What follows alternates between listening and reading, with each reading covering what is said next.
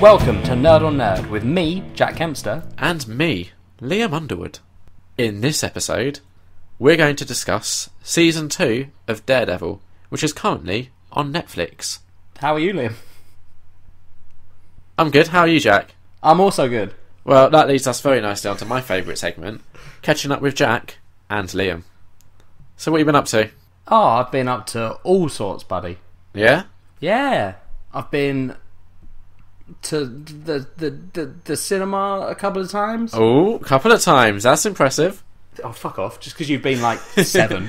I figured out, right, I've been to the cinema more times so far this year than in the last 2 years combined. That's just ridiculous. Well, this is the benefit of having an unlimited card, and It's just also stupid. a lot of spare evenings to kill. Is it a Cineworld card you have? Yeah. Yeah, I went to a Cineworld. Um, I don't usually go to them. yeah, I wouldn't if it was like... If my local was anything different, you know. It had comfy seats, the one I went to. The seats are okay. The issue I've got is with the popcorn. I don't get popcorn at the cinema. Yeah, it's not even with getting the popcorn. It's with other people getting the popcorn. Because they don't put their popcorn in boxes, like, say, View, for example, or maybe Odeon. Other cinema chains are available. They put theirs in, like, these cheap bags, which just... Right, which rustle. Yes. Yeah, we had the Yes. politeness in cinema conversation. Exactly. And that rustling just... And obviously, if I get popcorn, I'm also a rustler. But there's nothing I can do about it. Do you not feel that way about the other people, then? Yeah, that's the thing. I'm not saying with other people it's You're necessarily... not angry at them for getting popcorn. No, You're disappointed I'm in the cinema for not providing paper Yes, bags. exactly. Got you. I've tweeted them and I got no response. Those douchebags. Exactly. I get it's probably going to save a little bit of money, but they mark up popcorn so much anyway. Oh, cinema prices are insane. They are, hence why I got a card. I won't hold you back. What did you see at the cinema? That's not all I've been up to, thank you very much. Sorry. I've done other things with my time. Regular listeners will know that we recently, a few weeks ago, we read the first volume of Nailbiter. Yes, we did. I read volume 2. Is it good? It starts off with 2 issues, which are kind of not very good. Oh, really? Yeah, one of them doesn't really actually have any bearing on the plot at all, so one of the issues, I can't remember the guy's name, but it basically concerns a comic book writer, a very well-known one. I really wish I could remember his name, but he writes for like Marvel and stuff. Bald guy. Yeah. Come on, give me some names, Jack. Bald comic book writers. Come on. I'm not good with people's names. You know this. That's true.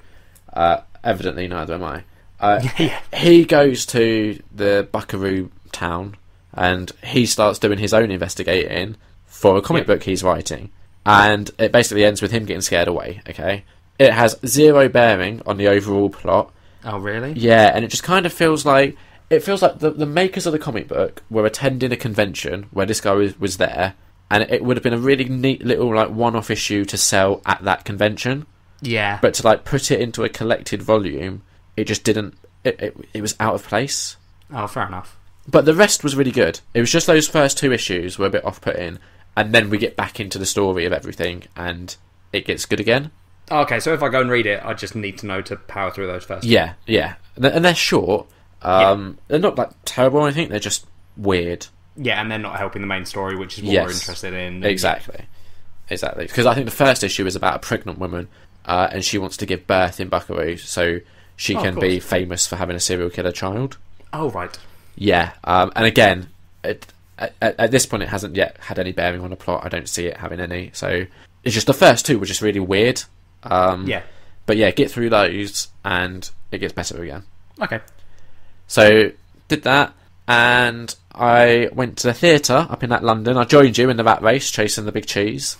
You crazy fool. I know, it was... You live in the country, you don't understand the city life. I got the train up there, we went to Waterloo, sang some ABBA, and we went to see the Book of Mormon after a little jaunt around, Covent Garden and Forbidden Planet and the places you need to go when you're me. Yeah, no, 100%. Unfortunately, the cinema store has been shut down now. Oh, has it? Yeah, so that's disappointing. But yeah, Book of Mormon. Obviously, Kat had her camera because she was taking pictures of the day, and the bouncer was going through our bags, and he was like, "Oh, you got a camera?" And Kat's like, "Yeah." He was okay, I'll let you in, but please promise me you won't use it. And Kat, right, in her infinite wisdom, sussed the bouncer. Oh dear. And said something like, she said something along the lines of, "Obviously I won't." And I was just like, mate, don't be sassing the guy that could refuse you entrance. Never sass the bouncers. Like, luckily, he didn't really pick up on it, or if he did, he just ignored it and he let her through. I mean, he probably wouldn't have done anything anyway. Yeah, but I was just like, mate, just don't. I think she said something different to that, but it was definitely, there was an element of sass in it. And I was just right. Kat, if you're listening, write into the show, let us know what you said to the bouncer. Yeah, tweet us or something. It doesn't need to be an email. But yeah, Book of Mormon, really good. I think the run is ending soon. I think maybe April. I don't think I'm going to be able to see it, which is annoying. That is because honestly, it is well worth seeing. I know. I still have the songs in my head, and it was funny.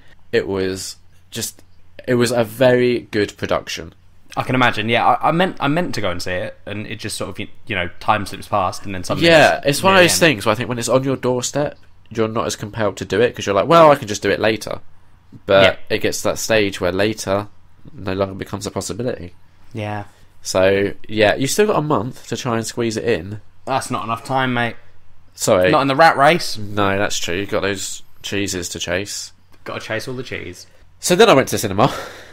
Oh, that's a surprise. Yeah. I'm shocked. Right. I didn't see as many films this time because I'm kind of catching up with films as they're coming out now. Yeah. So I'm running out of stuff to see, basically. I missed out on Zootropolis, which I was disappointed because I did want to see that. But how have you missed out? They did an unlimited screening. What does that mean? You can only go if you have the unlimited card. Is that what you've got? Yeah. Oh, so you should have gone... Right, so you should have gone to that. Yeah, but I was driving Kat back home when that was on, so I couldn't. Ah, fair enough. Well, you can still go see it. I can. The reason why I would have preferred to have gone with an unlimited screening... It won't be full of children. Exactly. Yeah. So... I don't know yet. I might still go and see it. I've heard that it's really good. So have I. So I do want to see it, but it might be... I can probably wait for that to come out on Blu-ray and watch it then. Yeah, fair enough. So we'll see. So what I did see, I saw High Rise, which is a new Ben Wheatley movie. I don't know if you've seen any of his other movies. I don't know who that is. Kill List, he directed. No idea. At a field in England. No idea. Okay. He's a very all-over-the-place director. I think he also did Sightseers. But yeah, High Rise, it stars Tom Hiddleston. It's based on a J.G. Ballard story. It's a real messy movie. Some of it, like, there's some visuals in it that are really nice. Like, really nice shots. But overall, just average. Fair enough. So 2.5 out of 5 for High Rise. Would not recommend it. Also saw How to Be Single, which is a kind of rom-com with Rebel Wilson and Dakota Johnson, I believe her name is. Okay. The one from 50 Shades of Grey. Alison Brie's in it, and one of the guys off of Workaholics. Oh, okay. Yeah, it was okay. It was the sort of movie that you would go with a girlfriend, and you wouldn't sort of sit there by yourself watching it, like I did. So, 3 out of 5. It was fine, Yeah, fair enough. Then I saw 10 Cloverfield Lane, and I believe I'm not the only one that saw that. I have also seen 10 Cloverfield Lane. So, I've done a bit of talking now. Would you like to give your thoughts on 10 Cloverfield Lane? Yeah. So, what it feels to me is that 10 Cloverfield Lane is 2 films. I would say 1 film it's and one, like a third. Yeah. It's a whole film and then the end of a separate film. Yeah, basically. And both of those films are really good. It's just unfortunate that they don't quite work in the same film. Yeah, they didn't need to be combined. Yeah, it's the I think we've spoken about it before on here when we were excited about the trailer. Yeah. Or I was excited about the trailer, which is that like it was made as a separate film. Yes. And then they decided that they could brand it with Cloverfield. Yeah. So a really famous example of that is Die Hard with a Vengeance. The script was initially another movie called Simon Says, and then they basically sort of rejigged it to fit into the Die Hard franchise. Yeah. And it's a kind of fairly common thing that's done with scripts. Yeah. I can see why. It was so obvious, like, how they did this. Yeah, because it's literally a whole film you watch, and then at the end you get some stuff that links it to Cloverfield. Yeah, very tenuously as well. Like it. Oh yeah, super tenuously. Yeah, but it's a good. But like overall, it is, the majority of the one good film that's in this movie is really good. Yeah, like John Goodman is fantastic. Yeah. Mary Elizabeth Winstead, brilliant.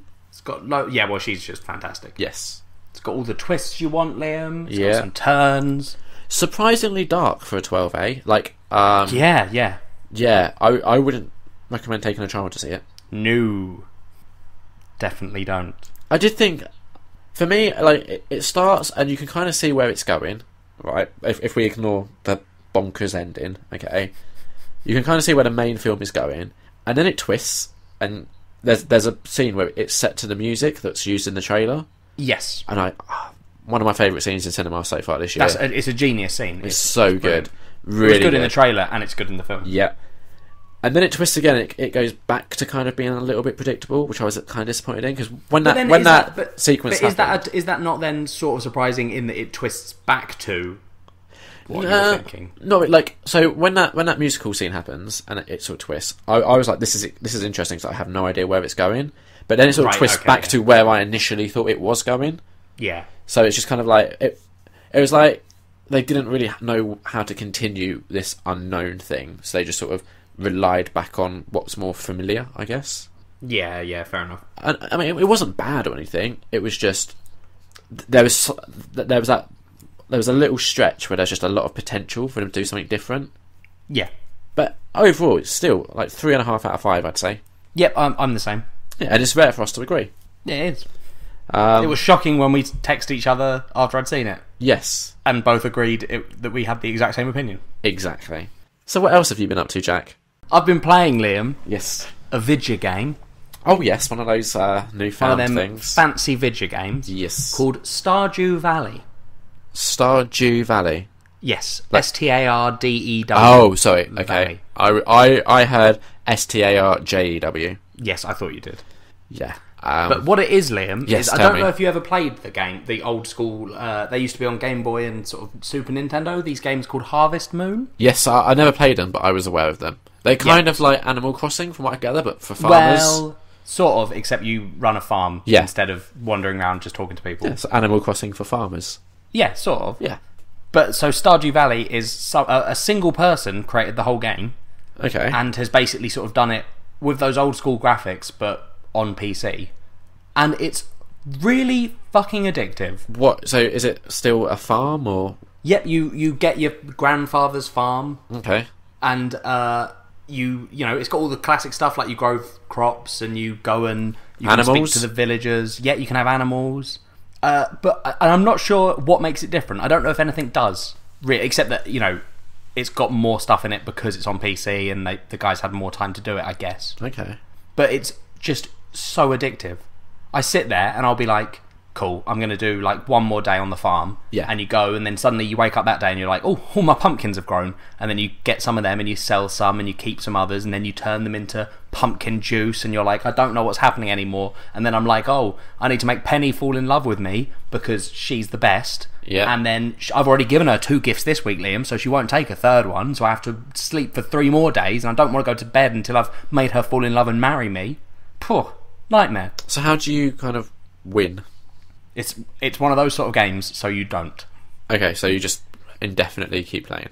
Yeah, I think so. Are they I mean, there might be an ending. I'm not at the end yet. Are they releasing updates for it, or? I'm not sure. I imagine there will be, possibly. Okay. But it's genuinely, it's just a really good sort of, you know, sim game to play, and yeah. Yeah. Speaking of video games, I completed Uncharted 3 this weekend. Oh, yeah. Which, if you haven't played it, I would recommend. I've played part of number 3. Which part? I think the beginning. I think my brother had it and I played a little bit of it. Oh, so that's like him as a kid, basically. Oh, maybe I didn't then. Maybe I played 2. I can't remember how 2 begins, to be honest. honest. I played the one with the train. There's a bit where you're climbing up a train. Oh, yes, that's 2. Okay, so I played 2 then. A crashed train. Yes, yeah. I played some of 2. Okay, fair enough. Yeah, I'd say each one gets gradually better. And there's some real kind of cool moments in 3 where you're playing. Does 3 have the walking through the desert scene? Yeah. Which I've not played, but I've heard about, and people saying it's really cool. I found that frustrating, to be honest. Well, you're a douchebag. Yeah, 3 has a really cool scene where you're trying to escape a burning building. Oh, okay. And like shit's collapsing around you, and you've got like jump and climb up things as everything's going to pot and people are shooting at you. There's some moments where you're just playing it and you're like, this is really cool. Yeah. And yeah, so I wanted to get them completed ready for Uncharted 4, which I think comes out May sometime. Fair enough. So now it was completed, I realised, well, I have a gap in my games because we've discussed this in the past, but I've kind of stopped doing the whole trophy hunting stuff. Yeah, which is good. Yeah, I don't know why. I just kind of, I don't know, I stopped. I might get back into it at some point, but for now, I'm happy to put Uncharted down for a bit. And based on a recommendation from your good friend, Dan Palmer, if you're listening, I picked up The Division. I've also recommended you The Division. Yeah, I stopped trusting your recommendations about 5 episodes ago, though. Yeah, so. Don't trust my recommendations on films, that's fair enough, but games... Alright, well, so I picked up, like, my perception of The Division was that it was a more team-based game, but you guys were saying not? No. So it is. Okay. It's online in a similar way to Destiny. Yes. It's very much... like, you can play the missions by yourself. Yes. But it's more fun if you're playing it with other people. Not even necessarily your friends. Like, I've done a few missions where I've just randomly teamed up with people online, and it's quite enjoyable just running through a level together. Did you talk to them? No. I spoke to them in a group chat. Okay. And they seemed like cool people. That's the thing. I'll be up for playing with people I know. I'm a bit wary about people I don't know and like talking to them. And it's a bit. But you don't have to talk to them. Like you can like a lot of it. There's like emotes in it and stuff, so you can sort of gesture at what you're going to do, and everyone sort of knows. Like the objectives are fairly obvious of what you've got to do. Okay. Well, there's maybe no, like, sitting together and being like, "Can we solve the riddle?" Maybe at some point, you could get some of your friends together and we'll play. I don't want to play with you. That's mean. No, I will. Yeah, we'll do it. People say that I'm the mean one. Come on. Who says you're the mean one? You. Yeah. Mostly. Oh, also, one thing that myself and Kat did yesterday, we went to the local comic book shop. Oh, I saw someone's tweet. Was it Kat's or yours?